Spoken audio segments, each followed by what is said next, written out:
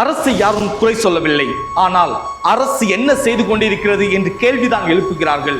ஏனென்றால் அனைவருக்குமே தெரியும், பல நாட்களாக தொடர்ந்து நடைபெற்றுக் கொண்டிருக்கிறது அமெரிக்க, இஸ்ரேல், ஈரான் நாடுகளுக்கிடையான அந்த போர்.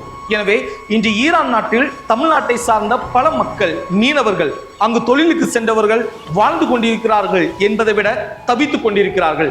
அவர்கள் அங்கிருந்து ஒரு காணொலியையும் தங்களுடைய குடும்ப உறவுகளுக்கு அனுப்பி வைத்திருக்கிறார்கள். எங்களை எப்படியாவது காப்பாற்ற வேண்டும், இந்திய அரசு எப்படியாவது தலையிட்டு எங்களை காப்பாற்றி எங்களுடைய நாட்டில், எங்களுடைய வீட்டில் கொண்டு வந்து சேர்க்க வேண்டும் என்று ஒரு காணொலியையும் அனுப்பியிருக்கிறார்கள்.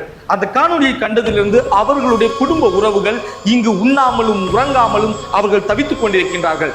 இது பல்வேறு கடற்கரை கிராமங்களில் தங்களுடைய குடும்ப உறவுகளை மீட்டு தருமாறு போராட்டங்களும் ஆர்ப்பாட்டங்களும் நடைபெற்றுக் கொண்டிருக்கின்றன.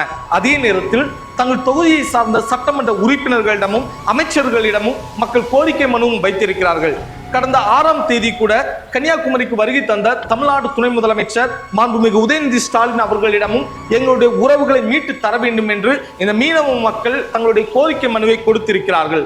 ஆனால் இதில் வேதனை அளிப்பது என்னவென்றால், இத்தனை நாட்களாக நாங்கள் தொடர்ந்து மனுக்கள் கொடுத்திருக்கிறோம், இத்தனை நாட்களாக நாங்கள் தொடர்ந்து போராடி வருகிறோம். ஆனால் அரசிடமிருந்து, அரசு அதிகாரிகளிடமிருந்து இதுவரைக்கும் எங்களுக்கு எந்த பதிலும் கிடைக்கவில்லை.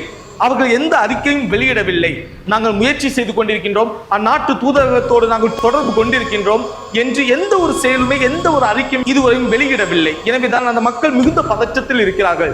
ஏனென்றால் ஒவ்வொரு நாளும் நாம் கேட்டுக்கொண்டிருக்கும் செய்திகளை, பார்த்து கொண்டிருக்கின்றோம் காணொலிகளை. ஒவ்வொரு இடத்திலும் குண்டுகள், ஏவுகணைகள் தொடர்ந்து விழுந்த வண்ணம் உள்ளன, பல உயிர்கள் அழிந்த வண்ணம் உள்ளன.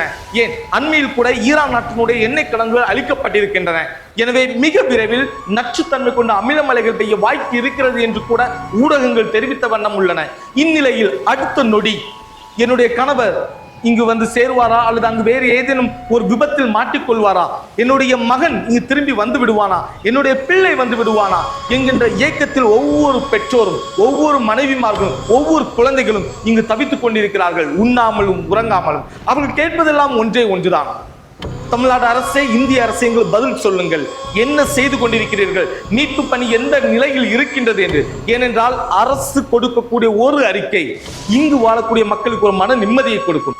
இன்று கூட, அதாவது 9/3/2026 இன்று கூட கன்னியாகுமரி மாவட்ட ஆட்சியர் அலுவலகத்தில் மாவட்ட ஆட்சியரிடம் கடியப்பட்டணம் கிராமத்தை சார்ந்த மீனவ மக்கள், அதாவது ஈரான் நாட்டில் வாழ்கின்ற மீனவ மக்களுடைய உறவுகள் அத்தனை பேரும் இணைந்து மனுக்கள் கொடுத்திருக்கிறார்கள். இந்த மனுக்காவது பதில் கிடைக்குமா, அரசு தன்னுடைய ஒரு அறிக்கையை வெளியிடுமா, காத்திருந்து பார்ப்போம்.